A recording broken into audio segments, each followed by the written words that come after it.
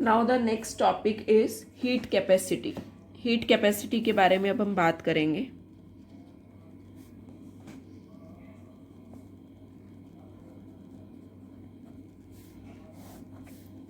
Heat capacity देखो क्या होता है student. Heat capacity of a system between any two temperature, दो टेम्परेचर के बीच में हम ये हीट कैपेसिटी को डिफाइन करते हैं। It is the amount of heat required to raise the temperature of a given mass of the system by 1 degree Celsius. ये वो अमाउंट ऑफ हीट है जो रिक्वायर्ड होती है किसी भी सिस्टम के टेम्परेचर को बढ़ाने के लिए। उस सिस्टम के अंदर मास है ना, गिवन मास जितना भी है, उसके टेम्परेचर को इंक्रीज करने के लिए बाय 1 डिग्री सेल्सियस, उसको आप क्या बोलते हो? हीट कैपेसिटी बोलते हो। ठीक है, तो हीट कैपेसिटी की डेफिनेशन लिख लो। It is defined as the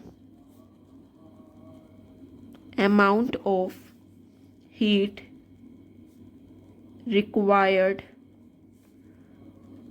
to raise the, very important definition, to raise the temperature of given mass of the system by 1 degree Celsius. ठीक है, और यहाँ पे अब हम एज्यूम कर ले कि Q हीट है आपकी जो सप्लाई की गई है सिस्टम को। If Q is the heat supplied, ये सप्लाई की गई है, एंड डेल्टा T और dt बोल लो, और dt is the rise in temperature. ये क्या है? राइज इन टेम्परेचर हो गया है, rise in temperature. Then heat capacity, याद रखना हीट कैपेसिटी को आप रिप्रेजेंट करते हो with the symbol C। Then आपकी जो हीट कैपेसिटी है that is C, this will be equal to Q bye में डेल्टा T, या आप इसको Q बाय में dt भी लिख सकते हो। ठीक है, हीट सप्लाई के लिए आपने, क्योंकि Q क्या लिया था? हीट सप्लाई, और यहाँ पे राइज इन टेम्परेचर जितना हुआ डिवाइडेड बाय डेल्टा T। ठीक है, now the next term here is specific heat या specific heat capacity. Specific heat, या हम बोल सकते हो specific heat capacity, specific heat capacity.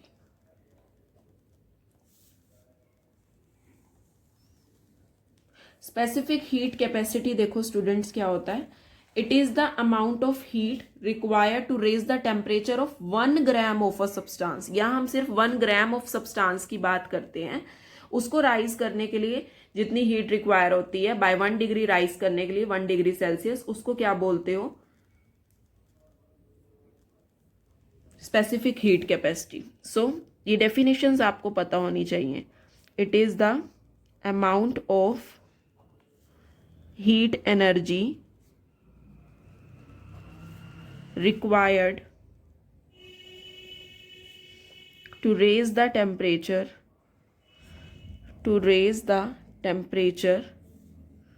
of 1 gram of substance,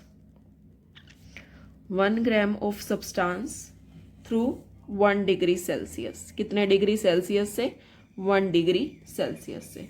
now the कुछ एक और डेफिनेशन है हमारी, that is the molar specific heat. Molar specific heat, और इसको हम बोल सकते हैं molar heat capacity. Molar heat capacity. ठीक है, ये भी इंपॉर्टेंट है, ये डेफिनेशंस आपको आनी चाहिए। This is that amount of heat energy जो रिक्वायर होती है 1 मोल ऑफ सब्सटेंस के टेम्परेचर को रेज करने के लिए थ्रू 1 डिग्री सेल्सियस, उसको आप मोलर हीट कैपेसिटी बोलते हो। So it is the amount of heat energy required to raise the temperature of 1 mole of the substance